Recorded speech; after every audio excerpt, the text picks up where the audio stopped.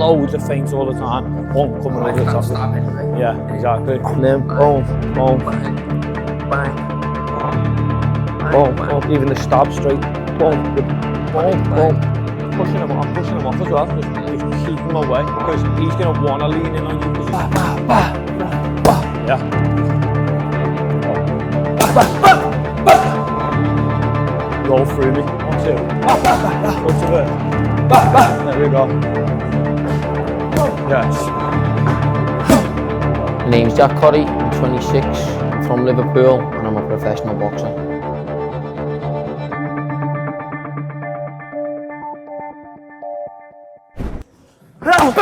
Oh, lovely. One more. Bam!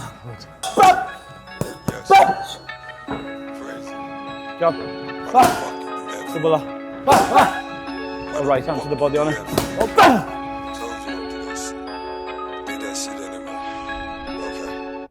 I penetrate the interstate with my dinner dates. Get my people straight, put it in their face. I don't hesitate, that's just how I integrate. Eliminate my struggle for the hustle's sake. I leave a puddle with the muzzle, drive a bloody race with a lully face. They've been targeting my people, read the dossier, boom by yay. I'm the black rap Sidney Portier. I get directly to the money, then I show the way. You disrespect me, it get ugly, I ain't for the face.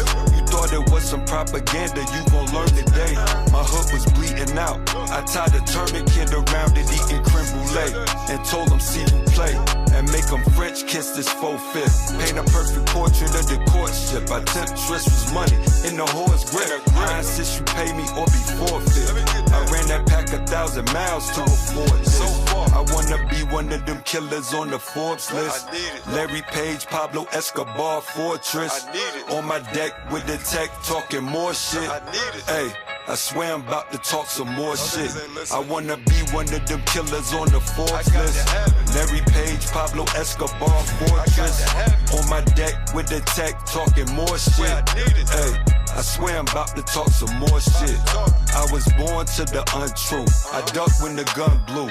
Murderers that come through, they would call me son. How you feeling? He's gonna hurt someone. It was good good technical rounds. Obviously mixing in with Jack. Jack Corrie's a big, strong lad, you know what I mean? He's heavier than me. He's sharp as well, he hits hard, so it's good to get them rounds in. Got another 4 threes banked today, and then 3 threes on the pads and a little bit of conditioning, so sparring again on Saturday, more top class rounds. We get another 6 in on Saturday, and then we'll have probably 2 more hard spars, and then we'll taper down. So yeah, it's been good, feeling strong, feeling fit. At the start, we were 87.2 kilo. Right now, we're sitting 76.5. So just 10 and a half, just shy of 11 kilo loss so far. Which, to be honest, the majority of it was water weight. Majority of it come off in the first couple of weeks because I was just carrying weight anyway.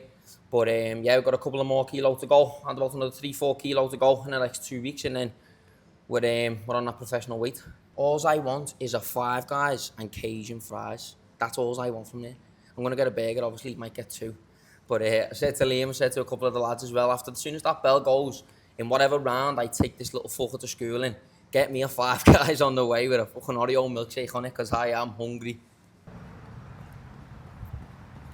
November 1st, baby!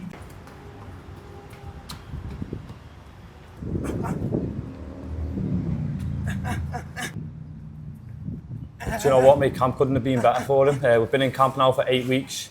He's been hitting numbers on his strength and conditioning. He's been hitting his sprints, sparring's been amazing. His speed and power are still there, even though he's dropped the weight. So I know people say it couldn't have gone better, this camp, but it really couldn't. Still 2 weeks out now, getting rid of the last bit of weight, and then we're there. Seen his opponents, I watched a couple of his fights, very reactive. Jack throws a lot of feints, so he's going to throw a feint. This kid's going to do a backflip. I can see it ending early. First round finish, let's go.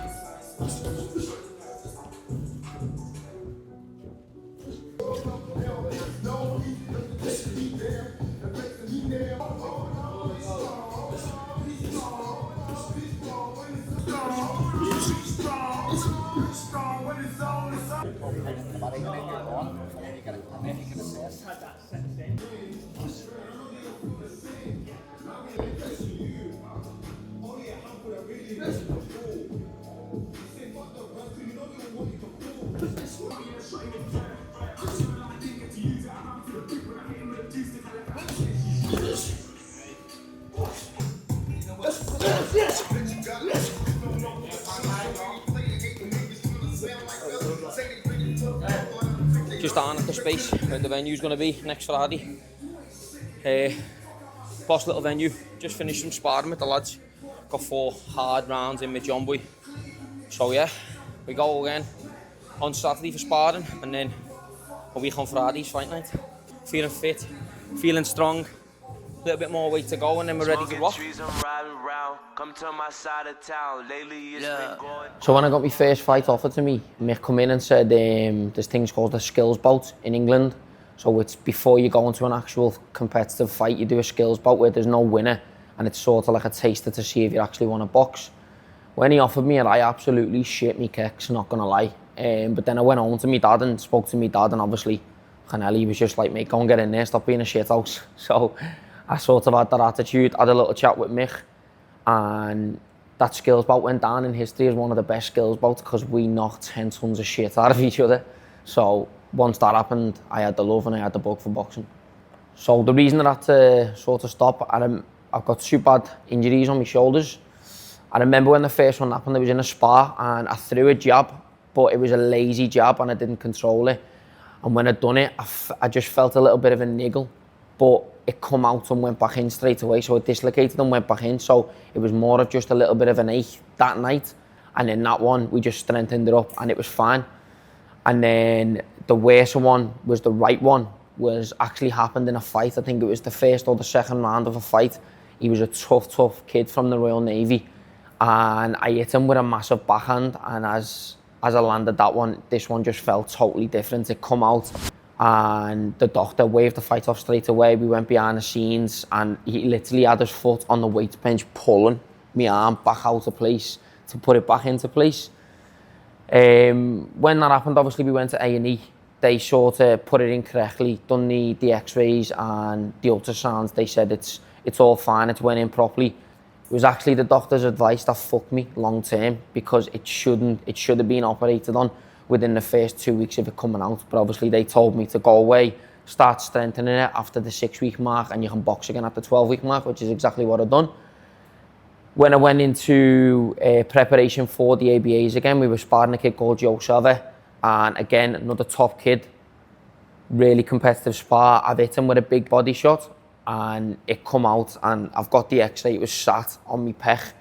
It was the worst pain I've ever felt in my life. And I always remember getting in the car, my dad picked me up to take me to the A&E and all he kept saying was, "Are you all right, mate? Do you want to pop in? Do you need any chocolate or anything?" Like, "Dad, get me to the fucking hospital to get this bastard back in." So obviously when we went in the hospital, they put it back in. They said the same again, give it 12 weeks, it'll go back, you'll be fine. Done it again, it come out.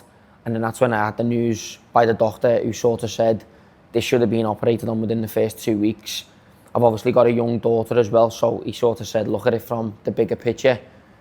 Do you really want to not be able to throw your daughter up in the air in the pool in a couple of years' time? And he sort of said, I'd really reconsider doing the sport. He said, because long term, you're really going to be fucked. Obviously, that was a hard time for me because I've given 14 years of my life to it. So I took a decision, thought about my daughter, thought about later life, and just hung the gloves up there and then. I said, I'm done with the sport and didn't want to touch it again. Once that happened, it was 2 years out the gym. I had to think about, my family that I had, my daughter growing up and stuff like that. I didn't want her not to have a mobile dad as such, you know what I mean? I said, I'm only young. So the mental side of that, I give everything to boxing. I had my heart set on going in the pro ranks.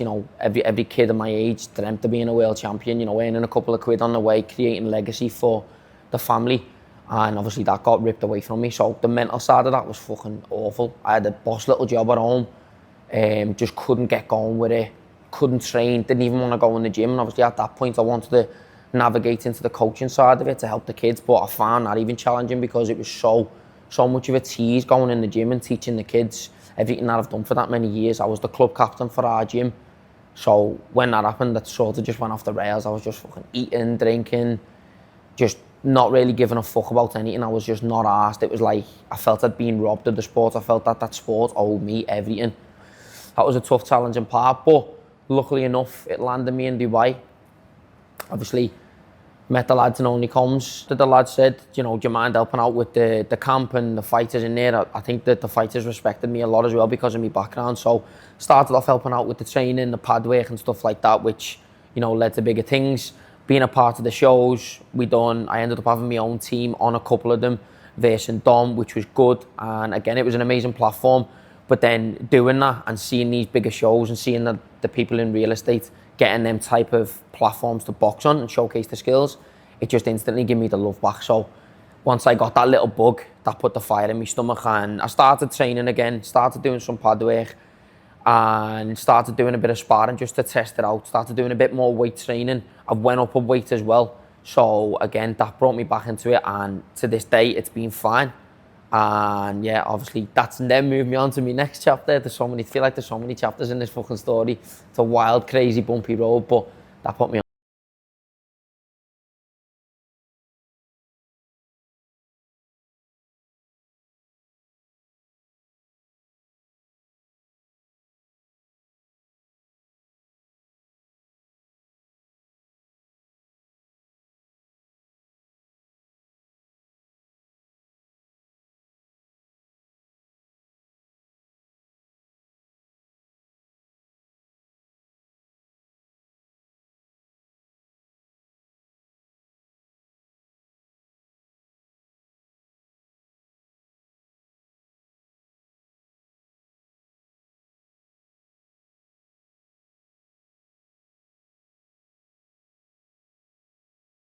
It's 10 p.m. now. We just lost the last 3 kilos. We're bang on weight, so that's it now. Ready to go tomorrow.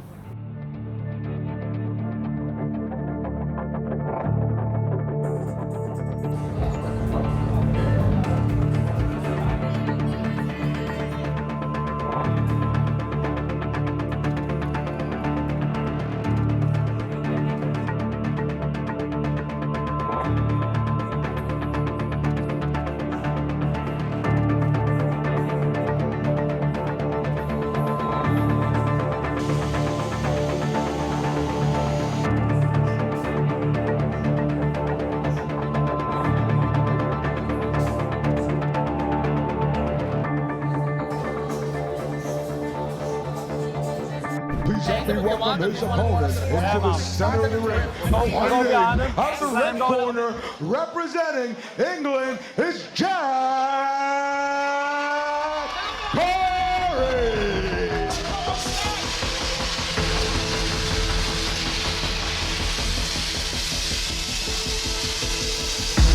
Dubai, are you ready?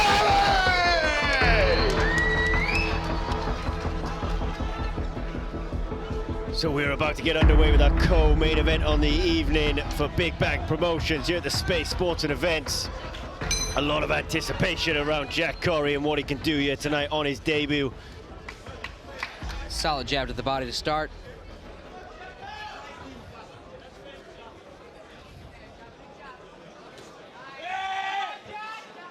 Oh, and you can hear the percussion on those shots to the body.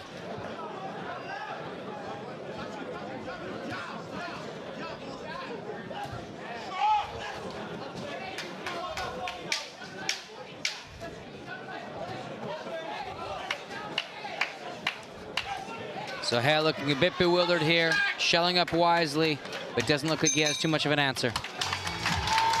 First round definitely to Corrie.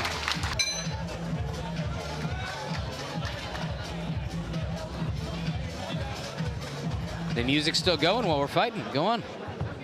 Oh, beautiful.